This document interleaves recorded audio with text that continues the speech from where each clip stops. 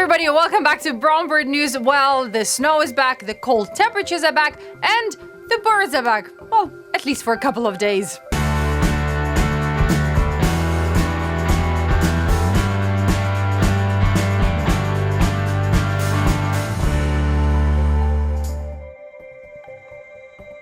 On continuing talking about what to feed your birds and what not to feed your birds, I would like to mention mealworms, dried ones and the live ones.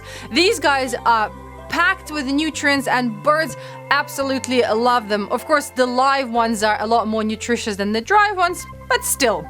And it's not only bluebirds and wrens that love mealworms. If you were to offer them, other bird species will flock to your bird feeders. But then, of course, squirrels love them too. And this is where our bird feeders come in. I myself and many other customers actually have had success feeding dried mealworms to birds in Squirrel Buster Mini, Standard, Legacy, or the Plus. So check it out. And now the question from Russell Schroeder. He's been feeding live mealworms to Carolina wrens for years, but recently he's been finding dead beetles either in the dish or next to it where he's feeding the live mealworms. So now he's wondering if this is some kind of a thank you note from the Carolina wrens. Hi Russell, I bet you're having loads of fun feeding live mealworms to your Carolina wrens. Bluebirds, chickadees, wrens, titmice, thrushes, nuthatches, and kinglets all love them. Some folks are a bit squeamish about offering squirming, worm-like creatures to their backyard birds, while others unnecessarily worry about them infesting their houses in their beetle stages. Mealworms can be offered to birds in live or dried forms. While both provide a nutritious food to the birds, live wriggling mealworms are definitely more attractive than dried dead ones. However, they also require more effort to maintain, while the latter are less expensive and just more convenient all round. To manage a mealworm colony, buy a live batch from any pet store, fishing tackle shop, or even your local Walmart, and put them in a shallow plastic container with a 2 to 5 gallon capacity. Cover them with a screen or perforated lid for aeration, add some apple slices for moisture, and toss in some loose bran or oatmeal for food. Place it in the fridge. To offer them to the birds, just stick live mealworms in some sort of rimmed dish to keep them from blowing away. Now to Russell's question about his wrens leaving him dead beetles.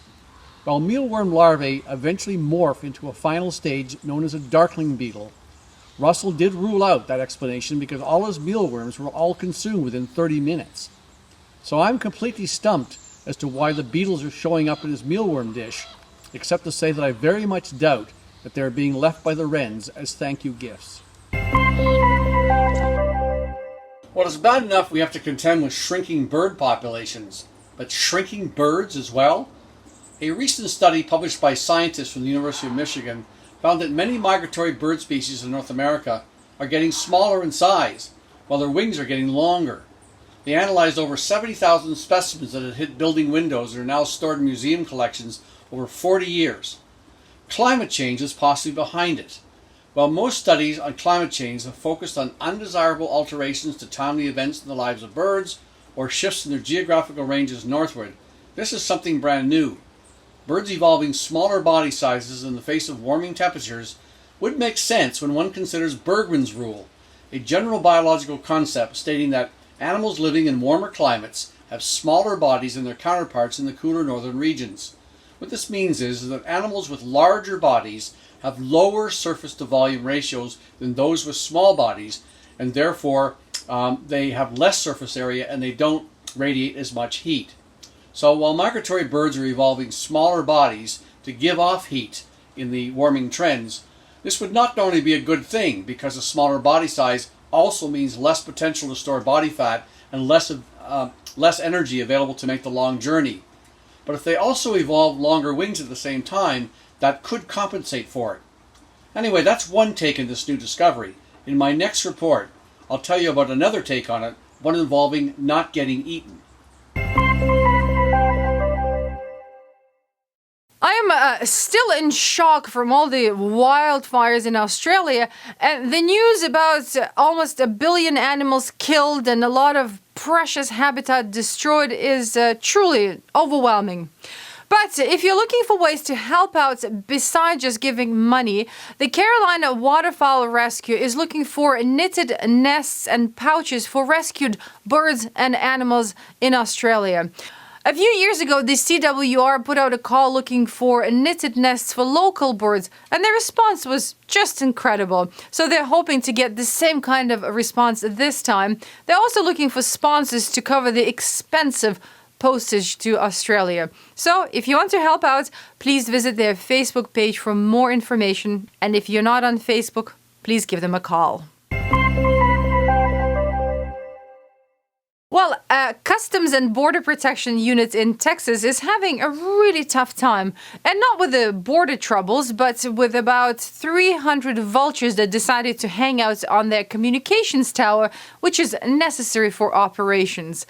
Just the sheer number of the birds is already hampering communications. But on top of that, vultures poop and vomit so much that workers are having a hard time getting to work without being covered in vulture stuff.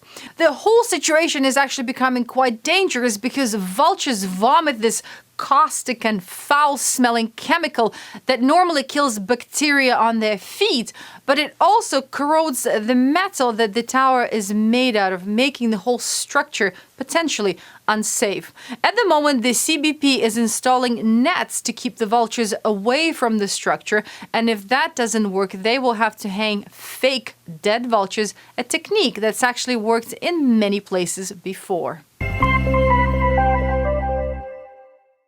You know, I've always been really intrigued by the whole camouflage blending and how animals can hide themselves in their own environment. Really cool pictures on this photo contest. Let's check out the top 5.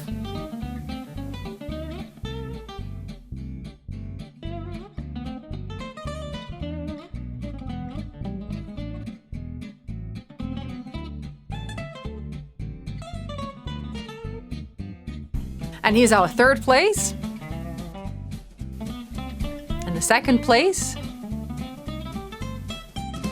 And the grand prize winner. Congratulations, everyone. February is the month of love, so we decided to dedicate it to the cardinal family. Good luck, everyone.